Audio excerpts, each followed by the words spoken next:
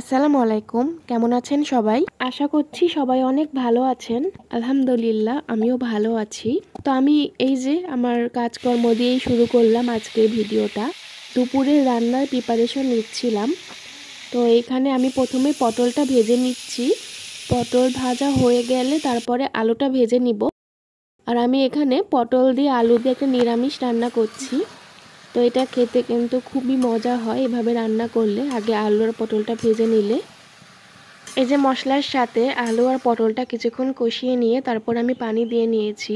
আর আমি ডিমটাও রান্না করে নিয়েছিলাম। তারপরে আমি ভাবলাম যে আজকে তাড়াতাড়ি রান্না হয়ে গেছে, তো ডাইনিংয়ের এই স্পেসটা একটু পরিষ্কার করে নিই, অনেকদিন থেকে পরিষ্কার করা হয়নি। তো আমি একদম ডিপ ক্লিন করে নিব। তো আমি এগুলো আগে ওয়াশিং মেশিনে দিয়ে দিব।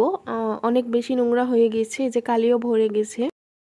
গ্যাসের চুলাটা কয়েকদিন থেকে অনেক বেশি ডিস্টার্ব করছে, অনেক বেশি কালি উঠছে, তো যার কারণে এগুলাতেও কালি হয়ে গেছে। তো এখন আমি এগুলো একটু পরিষ্কার করে নিব।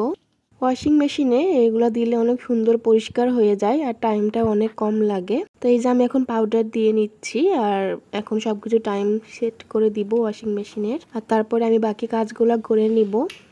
তো আমি অনেক কিছুই করেছি, ঝোল ঝেড়েছি, তারপরে সবকিছু পরিষ্কার করেছি, বেসিনটাও ক্লিন করে নিয়েছি এরই মধ্যে। আর এই যে এগুলো ছাদে শুকোতে নিয়ে আসছি। আমাদের এখানে চাল কুমড়ার গাছ বের হয়েছে। আর এই যে এটা ছিল ক্লিন করার পরে ফাইনাল লুক। সবকিছু একদম চকচকে, এরকম পরিষ্কার থাকলে আসলে কাজ করতে অনেক ভালো লাগে আর মনটাও অনেক ভালো হয়ে যায়। সবকিছু সাজানো গোছানো থাকলে কাজ করার প্রতি একটা আগ্রহ জন্ম নেয়। এটা আমার ক্ষেত্রে হয়, আমি জানি না কার ক্ষেত্রে কি হয়। তো আমার সবসময় এরকম সাজানো গোছানো পরিষ্কার দেখতেই ভালো লাগে।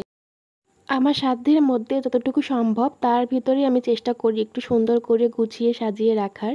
তো আমি চেয়ারের কভারগুলো পরিয়ে নিয়েছি, এগুলো ওয়াশিং মেশিনে দিয়ে পরিষ্কার করে নিয়েছিলাম। আর এখানে টেবিলে একটা আচারের বয়ম, একটা সরিষার তেল, লবণ, টুথপিক এসব রেখেছি, আর কিছু ঢাকনা, আর সুন্দর লাগার জন্য একটা ফুলদানি। এরপরে সব কাজ শেষ করে আমার আর ভাত খেতে ইচ্ছা করছিল না, বিকাল হয়ে গিয়েছিল। তো আমি এখানে একটু নুডলস বানিয়ে নিয়েছিলাম, চটজলদি নুডলস। তো তারপরে ঘরে এসে সেটাই বসে বসে খাচ্ছিলাম। তো এটা একটু ঝাল ঝাল করে বানিয়েছিলাম, তো খুব মজা লাগছিল খেতে, কারণ আমার একটু জ্বর ঠান্ডা লাগছে সেই জন্য। এই নুডলসের সাথে যে টেস্ট মেকারটা থাকে সেটা তো অনেক বেশি ঝাল থাকেই, আর সাথে আমি কিছু এক্সট্রা কাঁচামরিচ দিয়ে নিয়েছিলাম। আর এরপরে এই যে এখন একটু চা বানিয়ে নিচ্ছি, আব্বাকে দিব আর আমি খাবো সেই জন্যে। চা বানাতে বানাতেই আজকে বিদায় নিচ্ছি। সবাইকে অনেক অনেক ধন্যবাদ আমার ভিডিও দেখার জন্য, আমাকে সাপোর্ট করার জন্য, আমার ভিডিওতে লাইক কমেন্ট করার জন্য। সবাই এভাবেই আমার পাশে থাকবেন আর সবাই অনেক বেশি ভালো থাকবেন। আজকে এই পর্যন্তই, আল্লাহ হাফিজ।